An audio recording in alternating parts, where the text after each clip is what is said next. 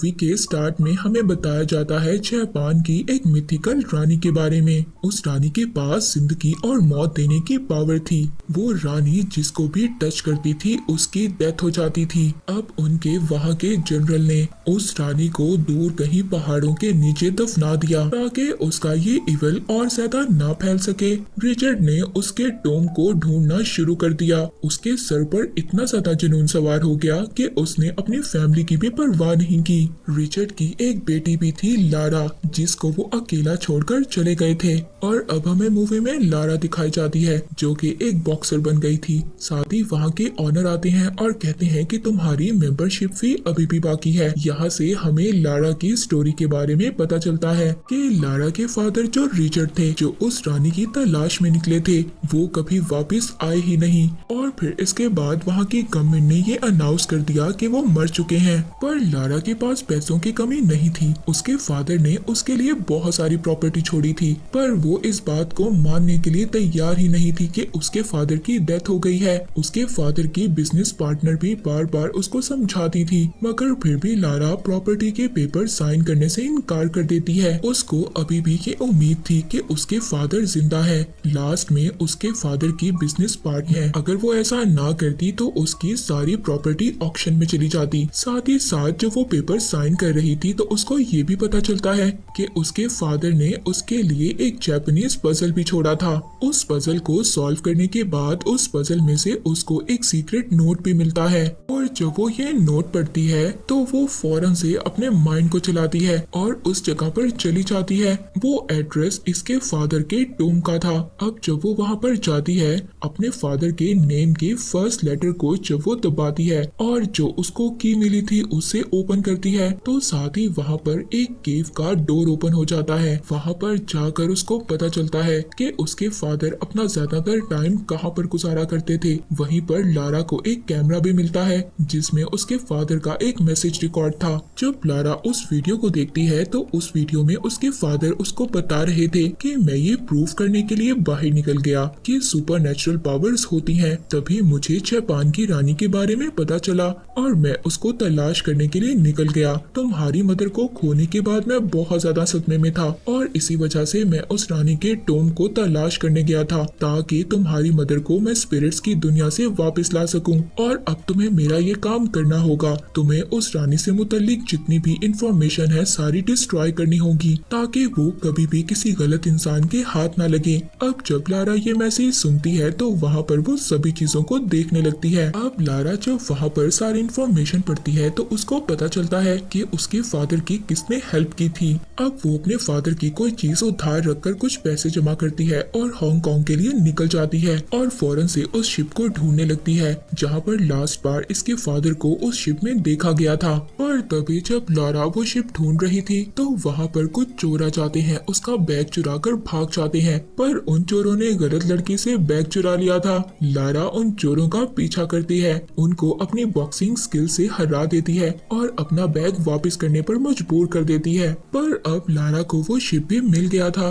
उस शिप के ऑनर से जब लारा बात करती है तो उस शिप का ऑनर बताता है कि मेरे फादर ने तुम्हारे फादर की हेल्प की थी, मगर मेरे फादर भी तुम्हारे फादर की हेल्प करने के बाद कभी भी नहीं वापस आए। मुझे नहीं पता वो जिंदा है या मर गए। अब लारा उस शिप के ऑनर को कहती है कि हम दोनों मिलकर अपने फादर्स को ढूंढ सकते हैं, क्योंकि लारा को अपने फादर की इंफॉर्मेशन से उस आइलैंड का पता चल गया था। मगर लारा को ये नहीं पता था कि वो आइलैंड कितना ज्यादा खतरनाक है, इसीलिए वो ऑनर वहाँ पर जाने से मना कर देता है। पर जब लारा उस ऑनर को थोड़े से पैसों का लालच देती है, उस ऑनर पर आगे ही बहुत सारा कर्ज था। जब वो थोड़े से पैसे देखता है तो वो भी लारा की हेल्प करने के लिए तैयार हो जाता है।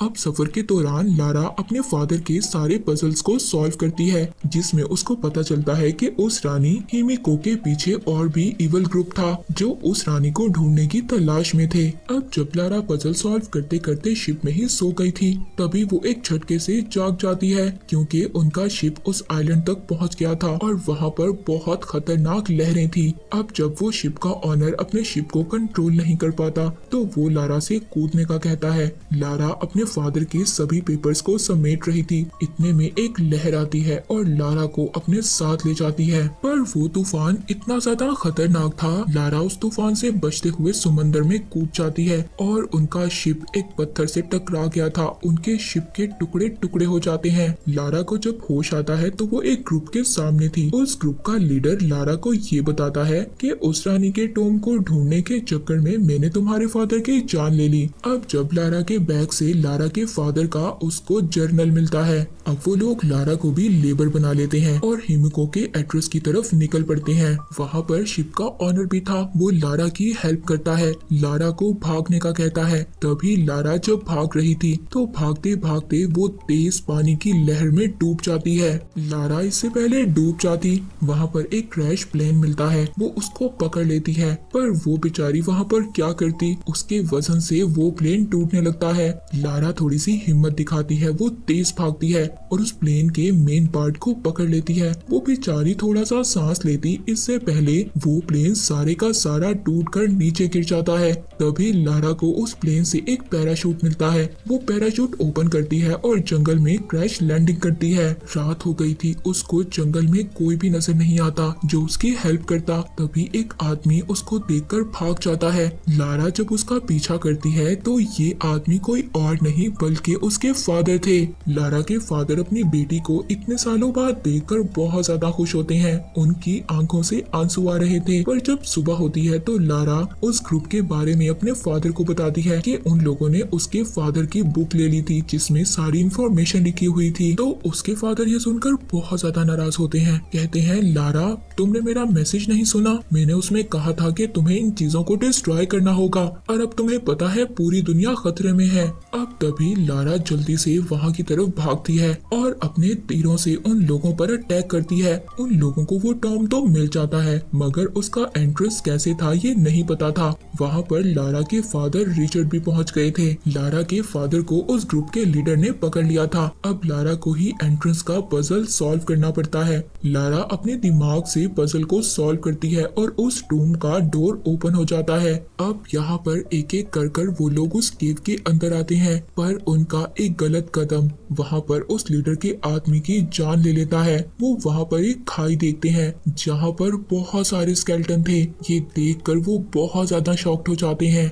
वहाँ एक वॉल पर उनको एक और पजल नजर आता है। अब जब वो उस पजल को देख ही रहे थे तभी वहाँ पर केव का दरवाजा बंद हो जाता है और उनके पाँव के नीचे से जमीन खत्म हो रही थी। लारा भी गिरते गिरते बचती है। अब जब दोबारा से उनकी नजर उसी वॉल पर पड़ती है तो वो पजल ही यहाँ से निकलने का रास्ता था। अब वो वहाँ पर अलग अलग किस्म के अलग अलग कलर्स के क्लूज लगाते हैं मगर कोई भी क्लू फिट नहीं हो रहा था। लारा को तभी समझ आती है कि ग्रीन कलर आजादी का कलर है। तभी वो जल्दी से ब्लू और रेड को मिक्स कर ग्रीन कलर बनाती है और वहाँ का दरवाजा ओपन हो जाता है। वो दरवाजा खुलने के बाद इनको उस रानी का टूम नजर आता है। अब जब वो उसके टूम को ओपन करते हैं वो रानी एक नॉर्मल इंसान नजर आ रही थी, पर देखते देखते वो एक स्केलेटन में बदल जाती है। जब वहाँ पर उस लीडर का एक साथी उस रानी को उठा रहा था तभी उसके हाथ पर इन्फेक्शन हो जाता है और एक दर्दनाक इन्फेक्शन से वो चीख कर मर जाता है। अब लारा जब उन्हीं सभी पजल्स और वहाँ की पेंटिंग्स को देखती है तो उसको समझ आता है कि ये रानी कोई जादूगरनी नहीं थी बल्कि इसको तो कोई इन्फेक्शन हो गया था और यही वजह थी कि ये रानी जिसको भी हाथ लगाती थी वो मर जाता था और उसने अपने मन से खुद को सेक्रीफाइस किया। वो ये नहीं चाहती थी कि उसकी वजह से पूरी दुनिया खत्म हो जाती। रिचर्ड और लारा उस लीडर को मना करती हैं कि इसको यहाँ से हमें नहीं ले जाना चाहिए, पर वो लीडर उनकी कोई भी बात नहीं मानता और उस रानी की एक उंगली काट कर अपने पास रख लेता है। अब वो लीडर तो उस रानी की एक उंगली ले गया था, पर तभी वहाँ पर रानी के वॉरियर्स आ जाते हैं। वो लारा पर अटैक करते हैं, पर अब एक वॉरियर के टच करने से लारा के फादर रिचर्ड को इन्फेक्शन हो गया था। लारा जब अपने फादर के पास आती है तो उसके फादर उसको समझाते हैं कि हम में से यहाँ पर एक को रहकर इस टोम को डिस्ट्रॉय करना होगा ताकि कोई भी दोबारा इस टोम को ढूंढ ना सके।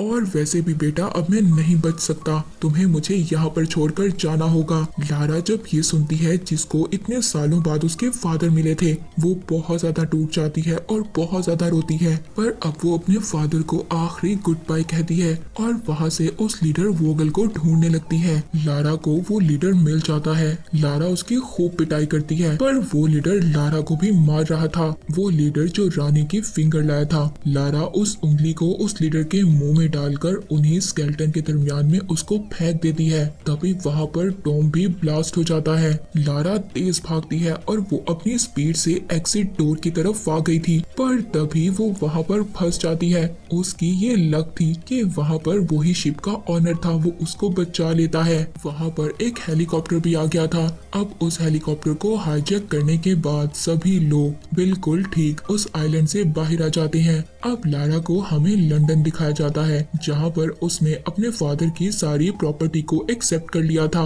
अब जब लारा वहाँ पर अपनी कंपनीज की लिस्ट को देख रही थी, तभी उसको पता चलता है एक ऐसी कंपनी के बारे में जो सुपर नेचुरल आर्टिफिक्स को हासिल कर दुनिया पर कब्जा करना चाहती थी। और वो कंपनी की ऑनर कोई और नहीं बल्कि वो ही लेडी थी जो इसके फादर की बिजनेस पार्टनर थी, जिसको हमने मूवी के स्टार्ट में देखा। उस बिजनेस पार्टनर एना का ये काम था लारा को बिजनेस के काम में ना आ सके। और अब जब लारा को सब कुछ पता चल गया था, तो वो ये डिसाइड करती है कि वो इनका मुकाबला करेगी और ऐसा कभी भी नहीं होने देगी। और इसी के साथ ये मूवी यहीं पर एंड हो जाती है। Thank you for watching.